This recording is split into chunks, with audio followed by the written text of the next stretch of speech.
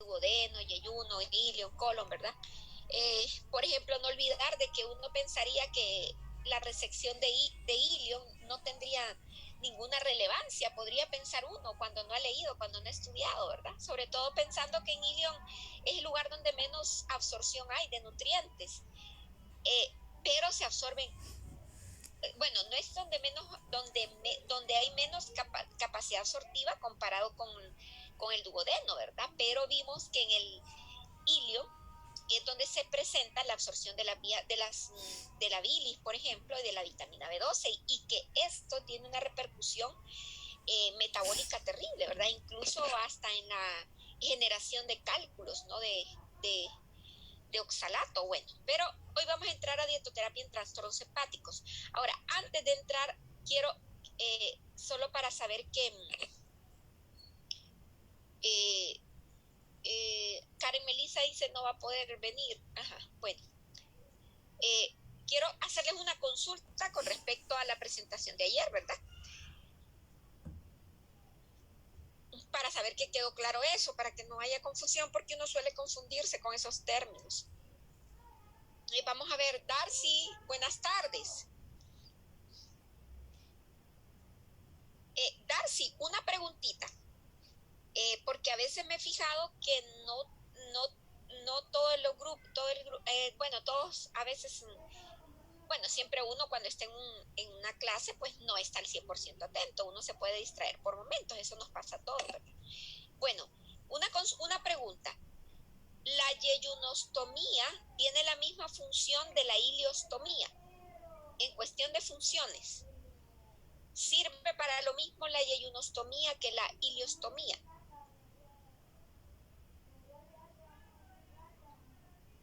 Darcy está ahí presente.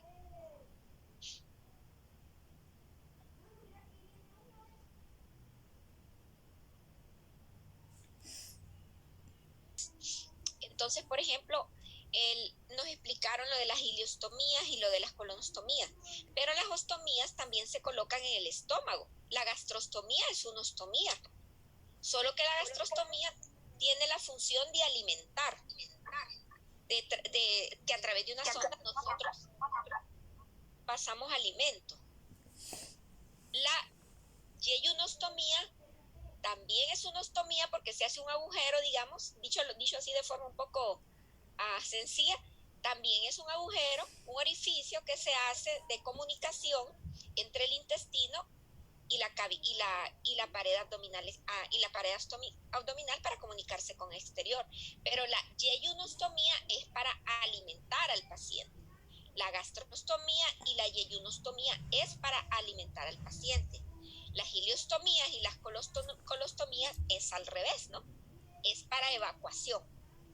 Entonces, no se vayan a confundir con eso, porque hay yeyunostomías que se colocan, que se hacen a nivel de yeyuno para alimentación de pacientes. Recuerden que el intestino delgado tiene duodeno, yeyuno e ilio.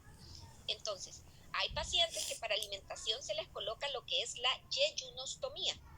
Y está la ileostomía, que fue lo que nos explicó ayer la compañera. Entonces, quería que quedara eso claro para que no hubiera confusión. ¿Ahora le quedó claro, Dariana? Sí, doctora. Bueno, hoy vamos a hablar entonces de la dietoterapia en trastornos hepáticos. Bueno, vamos a hacer un poquito de recordatorio sobre los aspectos anatómicos y fisiológicos de un hígado normal para comprender un poco mejor también la patología de la enfermedad hepática. El hígado es una glándula importantísima, pesa más o menos 1,5 kilos, ¿no? Y es la más grande de todo el organismo. Está formado por dos lóbulos, el derecho y el izquierdo, ¿no? Y es un órgano terriblemente vascularizado por donde circula un montón de sangre, más o menos 1,500 ml de sangre por minuto. Por eso es que cuando hay lesiones de hígado, por ejemplo, por trauma, por heridas de arma de fuego, son catastróficas y letales para la vida, ¿no? Porque una herida hepática sangra terriblemente, ¿no? Bueno, Como es un órgano vascularizado, pues alberga vasos sanguíneos, pero también alberga los famosos conductos biliares, que son los conductitos a través de los cuales circula la bilis, que se produce en los hepatocitos, que son las células que forman las estructuras, digamos, funcionales del hígado. Importante reconocer que está irrigado, o sea, el hígado recibe sangre de la arteria hepática, que es una rama de la arteria aorta. Y el hígado drena, o sea, su sangre, el hígado recibe también sangre, que no es sangre arterial, recibe también sangre venosa de la vena porta, que la vena porta es la que recoge la sangre que viene del intestino, del aparato digestivo. Entonces, no olvidar esto. La irrigación del hígado pues depende de la arteria hepática, que es rama de la arteria aorta, pero el hígado recoge sangre de todo el aparato digestivo a través de la vena porta, que ya vamos a ver más adelantito cómo es ese sistema de la vena porta. Recuerden que la bilis pues se conduce o circula a través de los conductos, de los conductidos biliares, que luego se van uniendo unos con otros y confluyen en lo que es el famoso conducto biliar común. Luego, esta bilis sale del hígado a través del conducto biliar común y se almacena en la vesícula para que esté guardada la bilis para el momento que la persona consume sus alimentos, y en el momento que pasan los alimentos grasos a nivel de cuando ya están saliendo del estómago y van a pasar al duodeno, entonces la vesícula biliar, que está almacenando la bilis, como dicen, expulsa toda la bilis para que llegue hasta el intestino, hasta el duodeno, y pueda hacer su trabajo en lo que es la digestión, sobre todo de las grasas, porque recuerden que la bilis pues nos ayuda a que las grasas se conviertan en micelas, ¿verdad? Importante, ¿verdad? Recordar esto siempre, que la bilis se encarga de emulsificar los lípidos para que estos se puedan combinar con ácidos grasos y de esta forma puedan ser absorbidos de forma más fácil a través del intestino. Entonces, importante tener una idea de cómo es la anatomía hepática, tener en cuenta que el hígado está muy cerca del páncreas y del estómago también, aunque aquí no se mira, y vamos a ver más adelante que drenan en el conducto donde drena el páncreas, es el mismo, el orificio a donde va a dar el conducto de donde drena el páncreas, las enzimas digestivas, queda en el mismo lugar de salida de donde drena el conducto colédoco, que viene recogiendo toda la bilis que circula desde el hígado y desde la vesícula. Bueno, aquí creo que podemos ver un poquito más clara esa estructura anatómica. Tenemos dos lóbulos. Estos son los conductos hepáticos a través de los cuales circula la bilis. Hay un conducto hepático derecho y un izquierdo, y este se une con el conducto hepático común, y el conducto hepático común se une con el conducto cístico, que es el que drena, el que viene de la bilis que está almacenada en la vesícula, y estos juntitos, el conducto hepático común con el cístico, se unen y forman el conducto colédoco. Y el conducto colédoco viene a drenar al intestino delgado a través de un lugar anatómico que ustedes creo que lo vieron en nutrición básica, la ampolla de Vater, que tiene un esfínter que se llama esfínter de, o sea, ¿alguien recuerda cómo se llama este esfínter? De Oddi. Exactamente, el esfínter de Oddi. ¿Y qué pasa? En ese esfínter de Oddi también viene a dar el conducto pancreático. Y el conducto pancreático atrae, bueno, recoge, digamos, todas las enzimas digestivas que vienen del páncreas, la lipasa, la amilasa y todas las proteasas que vienen del páncreas. Y termina uniéndose aquí con el colédoco y drenan, como dicen, por la misma puerta. Y esto es muy importante porque en las enfermedades del páncreas, si hay una obstrucción acá, hay un problema. Ustedes saben que la gente hace cálculos en la vesícula, ¿verdad? Y los cálculos se forman acá.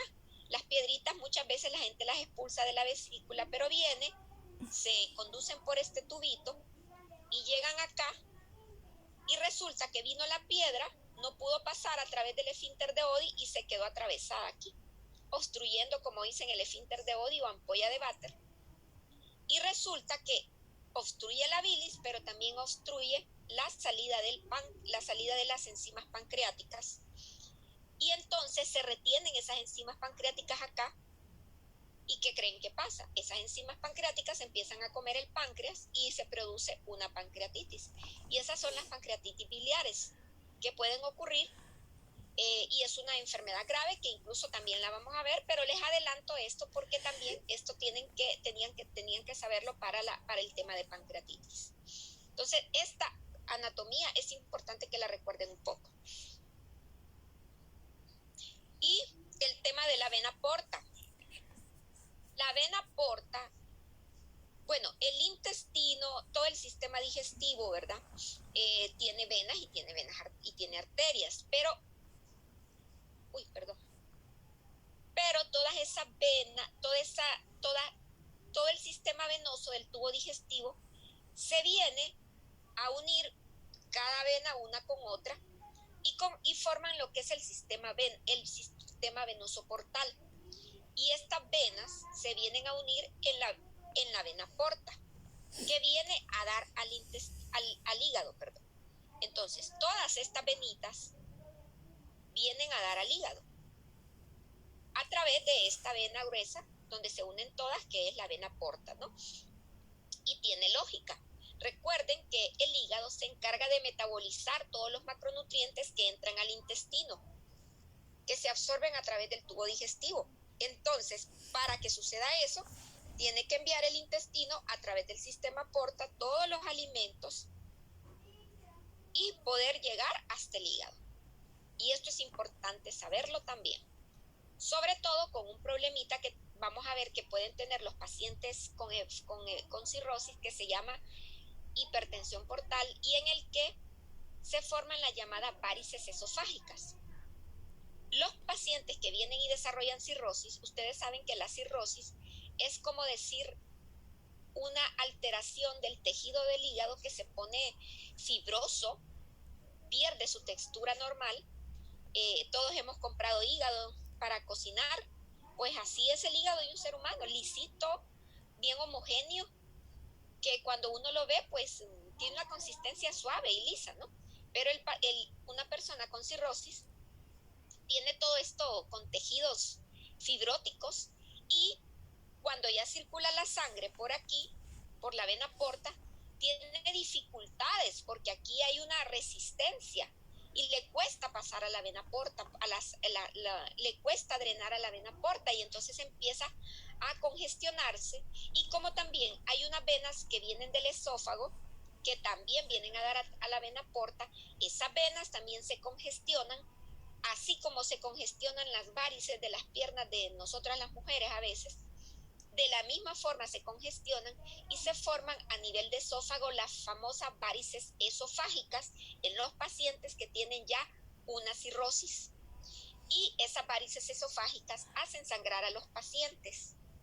Y en ese sentido, desde el punto de vista dietoterapéutico, nosotros vamos a tener que diseñar darle algunas recomendaciones al paciente y a las familiares para que consuman alimentos, se los voy adelantando, que consuman alimentos suaves que al pasar por el esófago no vayan a romper una varice.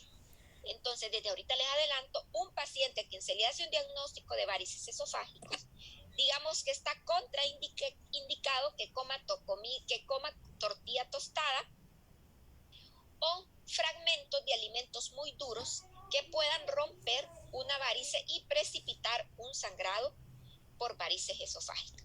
Puede hacer que no pase nada, pero puede pasar.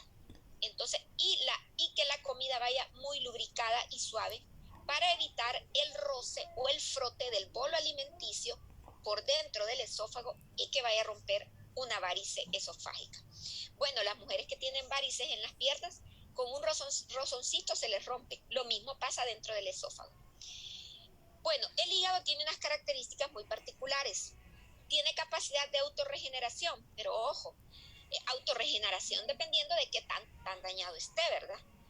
Por ejemplo, un hígado graso 1, grado 2 puede mejorar, pero ya un hígado graso 4 sí mejora, pero ya cuando hay cirrosis ya esa autorregeneración realmente se pierde. Pero de alguna forma tiene una capacidad regenerativa que no tiene, por ejemplo, algunos otros órganos. Y el hígado, recuerden, es esencial en diversas funciones metabólicas.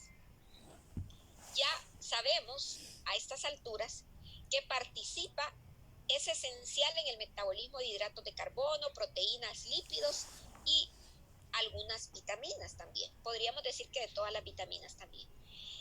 Porque también se encarga de almacenar vitaminas y algunos minerales, de almacenarlas y de que estas también se activen cuando están almacenadas de forma inactiva.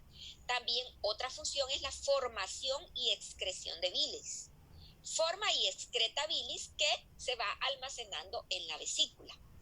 Y tiene otra gran función que es la conversión del amoníaco en urea. Ojo, la urea nosotros terminamos eliminándola a nivel de riñón, por el riñón, pero para que se produzca la urea, el hígado tiene que tener la capacidad de convertir amoníaco en urea. Por lo tanto,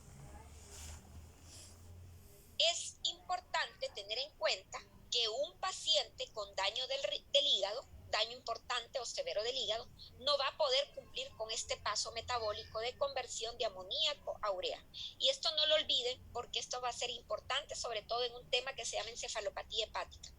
Por otro lado, el hígado se encarga del metabolismo de los corticosteroides y el hígado podemos decir que es un filtro también de sustancias tóxicas. Recuerden que muchos medicamentos también se metabolizan a nivel del hígado.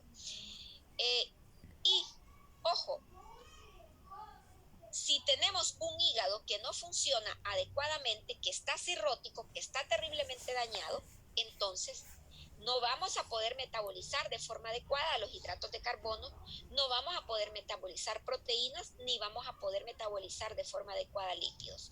Por lo tanto, vean, empezando por ahí, el impacto que puede haber en la salud nutricional del paciente con problema hepático.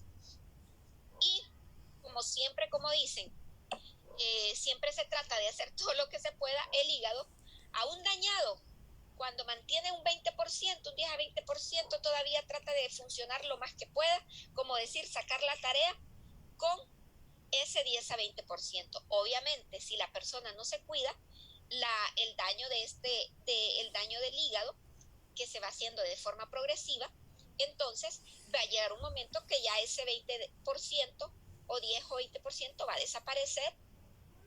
desaparecer ese funcionamiento, pues, y el paciente llega a morir. Entonces, si un paciente tiene una cirrosis marcada, que tal vez no tiene un funcionamiento del 20 o 25% del hígado, pues hay que tratar de que viva con ese 20-25% hasta donde se pueda y obviamente evitar factores que terminen de dañar el resto de la porción que todavía funciona, ¿verdad? Bueno, aquí recordatorio, como habíamos dicho, el hígado participa en todo esto. El hígado se encarga de la síntesis de colesterol. El hígado también se encarga de producción de triglicéridos. El hígado también se encarga del metabolismo de albúmina, lipoproteína, también en la síntesis de factores de coagulación, como pueden ver ustedes acá, fibrinógeno, protombina, neutraliza también toxinas de fármacos y también participa en el metabolismo de la hemoglobina que se va destruyendo como cada 120 días, recuerden, se destruyen los glóbulos rojos, entonces la hemoglobina también se va destruyendo y se va produciendo la bilirrubina, y por eso es que dice que el hígado también participa en esto, porque la bilirrubina que se produce de la destrucción normal de la cantidad de hemoglobina que se va a destruir por los eritrocitos que ya les toca, como dicen, cumplir sus 120 días, esa bilirrubina, si el hígado no está trabajando, se va a ir acumulando. Ya dijimos, el hígado se encarga de convertir amonio en urea. se encarga de digerir los alimentos, ¿no? ¿Por qué? Bueno, no es que se encarga, contribuye, ¿no? Contribuye a través de la bilis, ¿no? Por otro lado, en el hígado, recuerden, se almacena glucógeno, se almacena vitamina B12, se almacena hierro, se almacena cobre y se producen estos tres pasos del metabolismo de los carbohidratos. Ocurren estos tres eventos. Ahí sucede la gluconeogénesis, también la glucogenólisis y la glucogenogénesis. Ya vamos a ver más adelante porque es importante que tengan claro también eso. Entonces vean, si alguien tiene una hepatopatía, va a tener problemas con el hierro, problemas con la vitamina B12, problemas con los carbohidratos, problemas de coagulación. Bueno, ya creo que ustedes tienen una visión clara de todo el panorama catastrófico que ocurre en un paciente con lesión de hígado. Aquí es importante que tengamos bien claro y que recordemos esto. Bueno, este es un hígado normal, ¿verdad? Lisito, y microscópicamente pues se miran ahí los hepatocitos, ¿no? Bueno, ¿qué hace el hígado o cuál es su trabajo en el metabolismo de los carbohidratos? En el hígado se transforma la galactosa y la fructosa en glucosa. Allí es donde toda la fructosa que recibimos en los alimentos y la galactosa se transforma a glucosa. No olvidemos estos términos. Glucogenia. Glucogenia es la capacidad de formar glucógeno y recordemos que en el hígado se almacena el glucógeno, que es como decir una reserva de glucosa. Yo creo que ya todos sabemos que el glucógeno son moléculas de glucosa que están guardadas en el hígado, bueno, y también en el músculo, ¿verdad? Para tener, como decir, ese almacén de glucosa en caso de que sea necesario destruir el glucógeno para mantener niveles adecuados de glucosa. También en el hígado sucede la glucogenólisis. ¿Qué es glucogenólisis? Bueno, termina en lisis, lo contrario de la glucogenia, es a la inversa. Degradar el glucógeno a glucosa. Ahí hay un error. Ahí es degradación de glucógeno a glucosa. Aquí es degradación de glucógeno a glucosa, ¿verdad? ¿Qué sucede? Cuando nosotros estamos en ayunas, yo creo que ya todos sabemos que aunque no hayamos comido, si el hígado está funcionando normal, lo que va a hacer es sacar el glucógeno y hacer la glucogenólisis para que de ese glucógeno almacenado se libere glucosa y que nosotros no nos desmayemos en caso de que andemos en ayunas. En una persona que tiene un hígado normal. ¿Qué quiere decir esto? Que si un paciente tiene su hígado dañado, esto no puede suceder o sucede de forma no efectiva. Y lo mismo a la inversa, tampoco puede almacenar glucógeno. Entonces vemos que también, a pesar de que estamos hablando de hígado, esto es importante tenerlo en cuenta incluso para el manejo de la diabetes. Porque si nosotros tenemos un paciente, por ejemplo, que está tratado con insulina basal, ustedes van a ver, por ejemplo, en el tema de diabetes, que las insulinas basales son aquellas que su efecto dura casi 24 horas en el paciente. Pero ninguna persona pasa comiendo las 24 horas de forma continua, sino que hacemos 3 tiempos generalmente y meriendas, ¿no? Entonces, ¿qué pasa? Mientras estamos en los periodos de ayuno, mientras dormimos, esa insulina sigue trabajando. Cuando a una persona le han recetado insulina basal. Okay, vamos a ver algunas marcas de insulina basal. Pero ¿qué pasa? El paciente no está comiendo, pero su hígado está trabajando, haciendo que el glucógeno se convierta, o digamos, se catabolice a glucosa y pueda el organismo estar mandando glucosa a la circulación del paciente y de esa forma, como dicen, no se le baje el azúcar. También en el hígado ocurre lo que se llama gluconeogenia. Neogenia, ¿qué quiere decir? Que busco glucosa a partir de otros precursores que no son carbohidratos. No olvidar esto, porque yo sé que quizá algunos no se confundan, pero algunos de ustedes yo sé que sí se confunden. Bueno, y es normal, hasta yo a veces quedo, yo también quedo a veces, gluconeogenia, para no confundirme. Gluconeogenia es síntesis de glucosa a partir de precursores como el ácido láctico, a través de algunos aminoácidos que son glucogénicos, y también a través de otras vías como ser el ciclo del ácido tricarboxílico.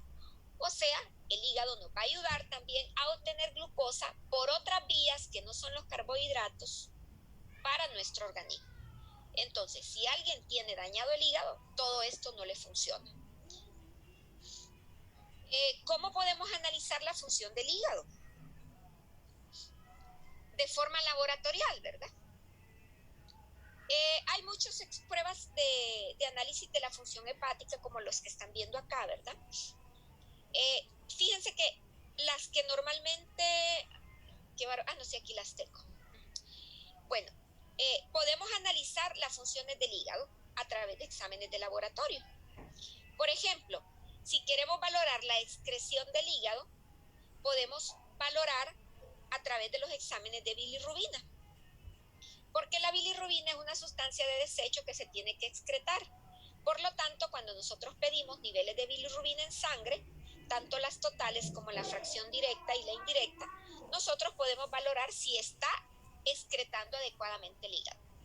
Esas son las bilirrubinas. También hay otras enzimas hepáticas o pruebas hepáticas que nos ayudan a valorar, por ejemplo, la fosfatasa alcalina y la alfa-glutamiltransferasa, son dos estudios de laboratorio que nos ayudan a detectar colestasis. ¿Qué les suena a ustedes con la palabra colestasis? ¿Qué piensan que es colestasis? ¿Tiene que ver con el colesterol? No, es cierto, se puede confundir. ¿Cálculos biliares? Miren la palabra éstasis. Es como que no hay un éstasis, colestasis. No hay movimiento. Ajá, por ahí va. Vean, a veces uno, cuando no se sabe, no se ha aprendido un término, pero puede hacer deducciones a través de, a través de los prefijos o los sufijos de las palabras, ¿verdad? Es cierto, no hay movimiento ¿de qué? Del líquido que expulsa el hígado. ¿Y cuál es el hígado que expulsa el hígado? El líquido, la bilis y todos sus componentes, ¿no?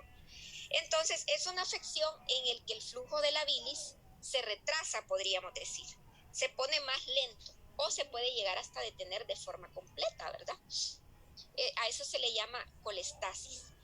Entonces, también hay otras pruebas que nos ayudan a medir la función hepática y que tienen que ver con la valoración nutricional también del paciente. Por ejemplo, cuando nosotros medimos niveles de albúmina, es cierto, estamos viendo también estamos valorando el nivel de proteínas en sangre del paciente, pero es una forma también de ver cómo está la función hepática, porque la albúmina se sintetiza en el hígado.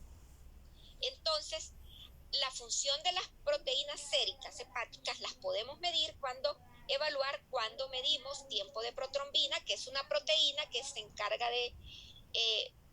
el tiempo de protrombina es un examen que mide cuánto tiempo tarda la protrombina en coagular. Entonces, la protrombina es una proteína. También el índice INR, que es un índice que no lo vemos nosotros en nutrición, sí lo podemos ver, pero no vamos a meternos mucho en ese tema.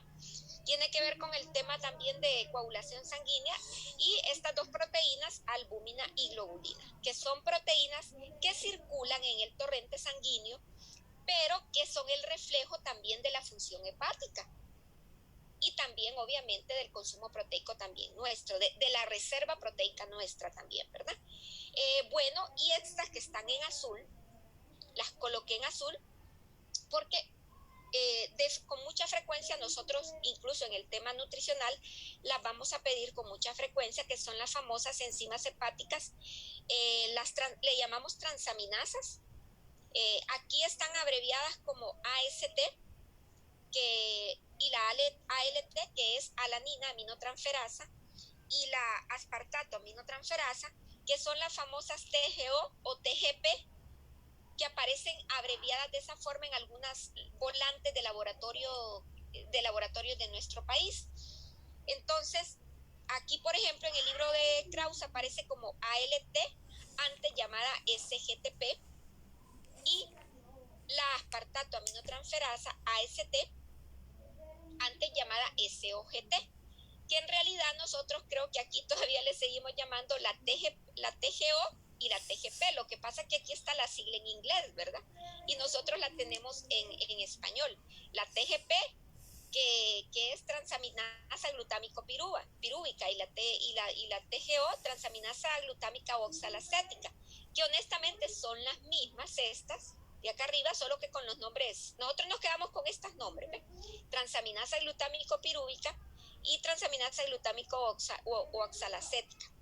Entonces, la famosa TGO y la TGP, que nos ayudan a valorar también la función hepática. Cuando el hígado está inflamado, se elevan estas enzimas hepáticas. Los pacientes con hígado graso presentan elevación de estas enzimas, e incluso si nosotros queremos monitorear cómo está la respuesta nutricional, cómo está, nosotros, por ejemplo, podemos tener un paciente con obesidad que tiene hígado graso y queremos monitorear no solamente el peso, cómo va mejorando su índice de masa corporal y su perfil lipídico, también podemos monitorear cómo está el tema del hígado graso. El hígado graso se puede monitorear a través de un ultrasonido también, porque las imágenes de ultrasonido le dicen a uno hígado graso grado 1, grado 2 o grado 3, pero también a través de estas enzimas. Entonces, si cuando recibimos por primera vez a nuestro paciente y estaba en obesidad y tenía un hígado graso, y tenía las transaminasas altas al doble, al triple, se las mandamos a hacer tal vez cuando ha perdido cierto peso y miramos que van bajando, estamos viendo cómo hay un efecto favorable gracias al manejo nutricional. Bueno, y posiblemente por otras cosas también, porque las transaminasas no solo se elevan por hígado grasa, ¿verdad? Sino que también por otras situaciones como el consumo de algunos medicamentos, obviamente el alcohol, ¿verdad? Bueno, y también otras pruebas que utilizamos para analizar la función del hígado es medir los niveles de amonio en sangre, porque recordemos, si el hígado es el encargado de convertir el amonio en urea, pero resulta que no está funcionando, entonces el amoníaco en sangre va a subir, porque no se va a convertir a urea y no se va a poder eliminar a través del riñón, ¿verdad? Y ojo, en la enfermedad llamada encefalopatía hepática tenemos que recordar el tema del amoníaco, porque tiene que ver también está vinculado a los síntomas que se presentan. También podemos ver la función hepática de acuerdo a marcadores virales. Recuerden que el hígado es muy susceptible a infecciones virales, hepatitis A, hepatitis B, C, D. Recuerden que la hepatitis A es la que se transmite vía fecal oral, ¿no? A través de los alimentos o a través de la vía oral. Pero las otras hepatitis, la B, la C, la no A, la no B, hay un montón de clasificaciones. Aquellas son de transmisión a través de las relaciones sexuales o a través, por ejemplo, de las transfusiones sanguíneas, ¿verdad? O por derivados sanguíneos, ¿no? Y también tenemos estos otros marcadores de hepatopatías específicas, estas que están acá, que honestamente son para condiciones muy particulares, casi solo las manejan los especialistas. Bueno, sabemos que la ferritina sérica tiene que ver cuando estudiamos el tema de la anemia también, ¿verdad? Y también en el tema de las reservas de proteínas. Pero lo que es ceruloplasmina, alfa-betoproteína, alfa-1 antitripsina, esas tienen que ver más con cuando se están investigando cánceres, ¿no? Pero eso lo hace el médico. Recordar anatómicamente, más o menos cómo está el hígado. Vean, una parte está bajo la parrilla costal, una parte del estómago está cubierto por el hígado. Por eso, ojo, una persona que mantiene dolor, sobre todo aquí está con la vesícula, ¿verdad? Las personas que tienen cálculos de la vía biliar, normalmente el dolor es tipo cólico, que la gente dice tengo aire, ¿verdad? Y los dolores de las enfermedades ácido-pépticas, como por ejemplo de gastritis, úlceras, suelen ser urentes, ¿verdad? Como sensación de ardor, pero no necesariamente son todos de esa forma, ¿verdad? Entonces, un dolor en esta zona puede ser signo de un problema de estómago, de hígado o de vesícula biliar. Tener ese cuidado, ¿verdad? Bueno, las hepatopatías pueden clasificarse en agudas o crónicas, dependiendo del tiempo de evolución, en infecciosas o no infecciosas. Ya vimos que hay infecciones virales y hay otras patologías que no son infecciosas. Bueno, no solo los virus pueden infectar el hígado, de hecho, la malaria puede infectar el hígado también.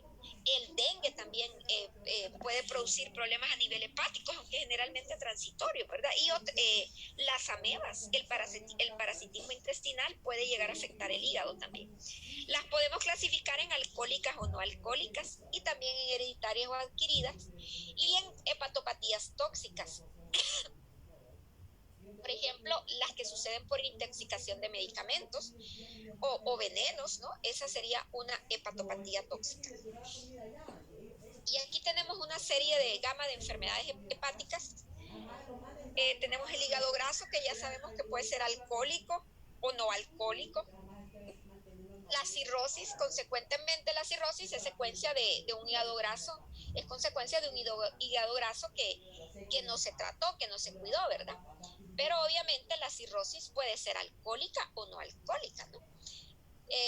Hay hepatitis que pueden ser fulminantes, tanto virales como farmacológicas o por venenos, ¿no?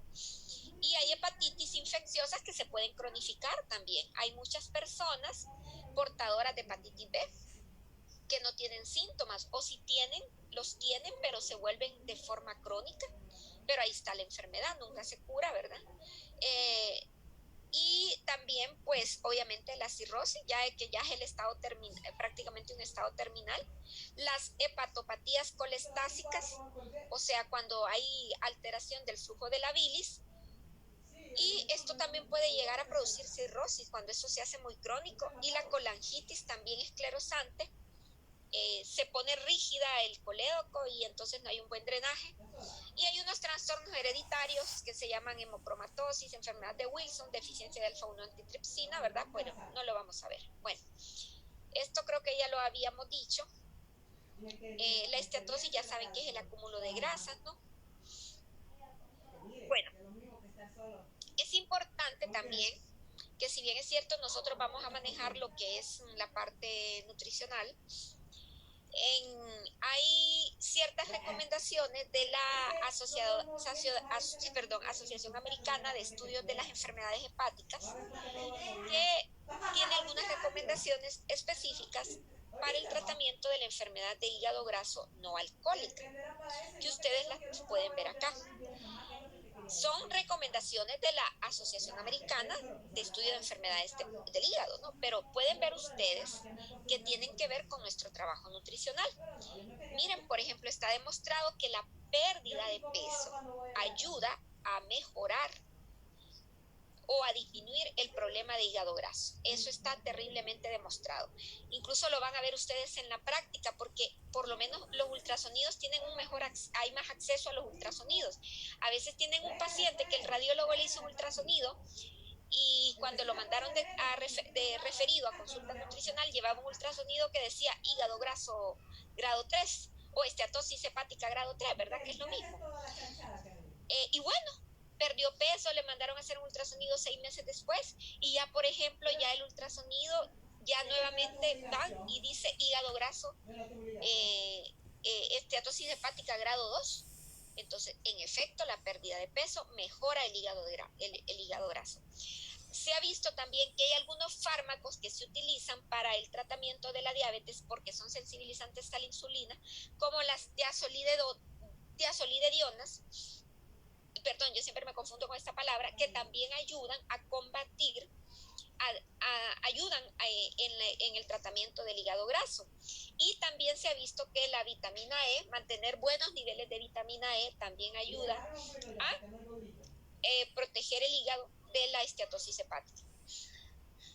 Bueno, ya sabemos que la pérdida de peso ayuda a mejorar la esteatosis y se menciona que más o menos cuando hay un 10% de pérdida de peso, puede mejorar hasta la inflamación y las zonas de necrosis cuando ya se ha producido necrosis. La pioglitazona es un medicamento que también se utiliza en el tratamiento de la diabetes. Sin embargo, se ha considerado que puede ayudar también a tratar la enfermedad del hígado graso no alcohólica.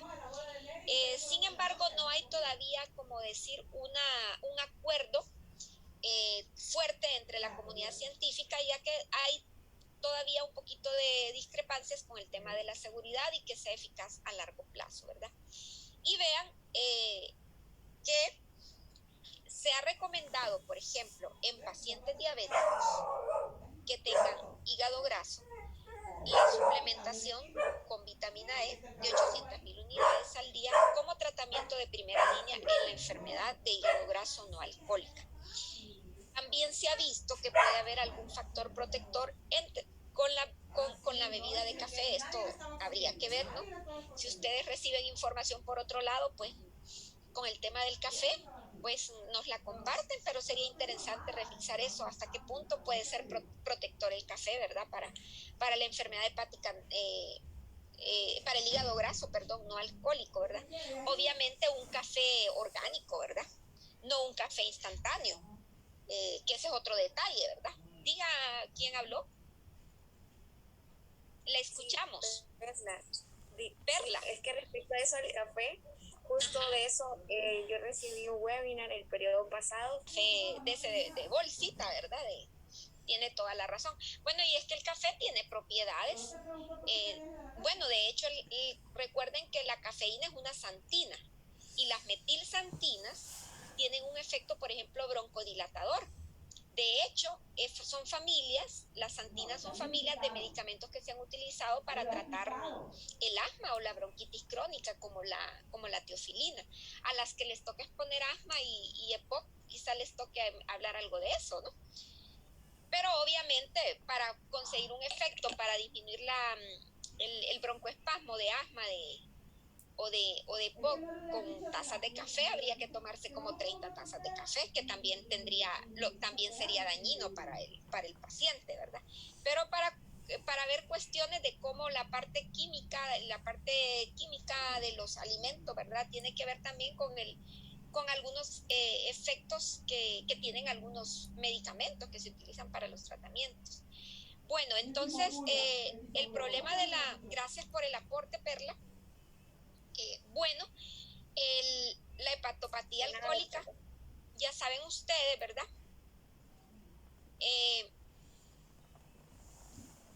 Ya saben ustedes que es una de las más frecuentes, ¿no? Obviamente más en los varones porque hay más incidencia de alcoholismo, pero también en las mujeres. Y por otro lado, a pesar de que si bien es cierto, el hombre tiene más tendencia al alcoholismo que la mujer, aunque esas estadísticas ya están casi, podría ser que estén queriendo alcanzar las mujeres a los varones, ¿verdad? Pero la mujer es más susceptible al daño hepático por el alcohol, ¿no? Porque somos más susceptibles al daño que hace el acetaldehído, ¿no? Por cuestiones de enzimáticas a nivel digestivo y también por el tema de nuestra composición corporal. Recuerden que la parte muscular nuestra es menor y el peso es menor. O sea que dos onzas de licor no son lo mismo en una mujer que un hombre. El hombre tiene más peso, tiene más masa muscular y todo eso también influye, ¿verdad? Bueno, y obviamente cuando ya empieza a haber daño hepático por el alcohol, no se llega de un solo a la cirrosis, sino que se va poco a poco. Va ocurriendo lo mismo que sucede en una esteatosis o cirrosis hepática no alcohólica. Empieza a haber infiltración grasa, empieza a haber esteatosis hepática y luego termina en el hígado graso severo y luego pues llega a la cirrosis. Pero ¿qué sucede? ¿Qué sucede, verdad? ¿Cuáles son los factores o los cambios metabólicos o perturbaciones metabólicas, dice el libro, verdad? Que hace que llegue a producirse todo esto. Pues resulta que el alcohol hace que se movilicen más los ácidos grasos desde el tejido adiposo, del tejido adiposo, ¿verdad? Por otro lado, el hígado aumenta la síntesis de ácidos grasos, aumenta también la producción de triglicéridos por parte del hígado en el paciente que consume alcohol, y también disminuye la oxidación de los ácidos grasos y se atrapan triglicéridos en el hígado. Entonces, todo esto se produce en el hígado con los consumidores de alcohol, ¿no? Por eso muchas veces nos llega un paciente con hipertrigliceridemia que lo mandan para nutrición, le hacemos un plan perfecto, pero el paciente le cuesta entender que tiene que limitar el consumo de alcohol. Y de remate, ya sabemos, bueno, ahí vamos a ver que el alcohol también contribuye a la elevación del ácido úrico, ¿verdad? Entonces, esto sí es bien importante hacerle hincapié a los pacientes, ¿no? Bueno, también vamos a ir viendo que el paciente alcohólico crónico, ¿no? Si bien es cierto, podemos decir que hay un periodo en el que puede estar en obesidad, en sobrepeso, sobre todo porque las ingestas de licor y de cualquier tipo de licor van acompañadas de ingesta de grandes cantidades de calorías, ¿verdad? Por ejemplo, el paciente alcohólico, los alcohólicos, de este fin de semana, aunque nieguen que tienen el alcoholismo, ¿verdad? Son personas que se consumen a veces en una sola, digo yo de forma un poco coloquial, en una sola sentada, se consumen 20, 30 cervezas, saquen las cuentas de las calorías que entran por la cerveza. Por aparte, el entorno en el que se consumen esas cervezas son alitas, pechuguitas, costillitas. Entonces, una ingesta calórica terrible que generalmente podríamos decir que al inicio están gorditos, están en sobrepeso, obesidad, pero a medida va progresando la enfermedad y ya llegan a un alcoholismo crónico severo que les altera toda su dinámica social, pues entonces es cuando empiezan a aparecer problemas también de desnutrición. ¿Por qué? En primer lugar, porque ya el alcohólico sustituye la comida sustituye el alcohol por la comida, perdón. Pierden la capacidad de digestión y la absorción, sobre todo porque el alcohol también inflama el páncreas. La mayoría de las causas de pancreatitis en nuestro medio, sobre todo en la población masculina, es por ingesta aguda de alcohol, ingesta masiva de alcohol. Todo esto ya lo vamos adelantando para el tema de pancreatitis, ¿no? Y algunos pacientes no solo hacen pancreatitis aguda, terminan en pancreatitis crónica. Y el páncreas se encarga de producir las enzimas digestivas.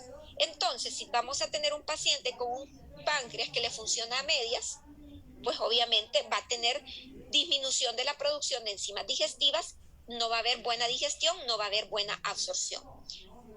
Y obviamente esto tiene consecuencias también para los problemas del metabolismo de la glucosa, porque recuerden que en el páncreas también se sintetiza la insulina. Bueno, entonces obviamente el paciente alcohólico va llegando a una insuficiencia pancreática, ¿no? Y se van produciendo alteraciones morfológicas y funcionales, ¿no? Tanto del hígado como del páncreas, ¿no? Bueno, y de otros órganos, ¿no? Bueno, entonces, resulta que el paciente alcohólico, a medida va avanzando, o con cirrosis terminal, ¿verdad? Pero no necesariamente solo por alcoholismo. Sabemos que es una de las causas principales. Pero todas las cirrosis en etapas terminales van a terminar a esto. Hipertensión portal, con varices esofágicas y sangrados, lo que les explicaba anteriormente en aquella diapositiva. Todo lo que es el sistema venoso porta, cuando ya retorna la sangre que viene del sistema digestivo y quiere llegar al hígado, el hígado está tan rígido que no deja entrar la sangre y por eso se llama hipertensión portal. Se producen varices esofágicas y hay sangrados digestivos, no solo de las varices, sino que pueden haber sangrados incluso también de otras partes del tubo digestivo. Se produce la ascitis, ¿no? que es la retención de líquido, el edema también, retención de líquidos, que ocurre por el ascitis y el edema, ocurre por diferentes razones. Una, por el tema de la hipertensión portal también dentro del abdomen, pero también ocurre porque estos pacientes ya no sintetizan proteínas y la disminución de las proteínas en sangre hace también que aumente el edema y la citis, perdón. Tienen alteraciones del sodio, pueden presentar hiponatremias. Con estos pacientes siempre hay un estira y encoge porque por día se le sube el sodio, por día se le baja. Entonces hay días que uno que se puede hacer que diga la gente o el familiar, pero ya no hay que hacer. Me dicen de que no le dé sal, pero ahora me dicen que le dé comida salada hoy, así queda la gente, ¿verdad? Porque estos pacientes tienen un metabolismo bien inestable también del sodio y del potasio también. Obviamente caen en desnutrición, pueden hacer la llamada encefalopatía hepática, que son alteraciones de su estado de conciencia, es una alteración neurológica que tiene que ver también con la cantidad de amonio que hay en la sangre, y estos pacientes pueden llegar a fallecer por una encefalopatía hepática que no mejora con el tratamiento. Hay alteraciones del metabolismo de la glucosa. ¿Por qué hay alteraciones del metabolismo de la glucosa? Por diversas razones. Hipoabsorción de lípidos. Ya sabemos, si no hay enzimas pancreáticas no se pueden absorber las grasas. Un síndrome hepatorrenal. Osteopenia también, porque se va a alterar la absorción de calcio. El cuento es que el impacto nutricional es terrible en estos pacientes. Bueno, creo que ya son las 7 de la noche para no atrasarlas.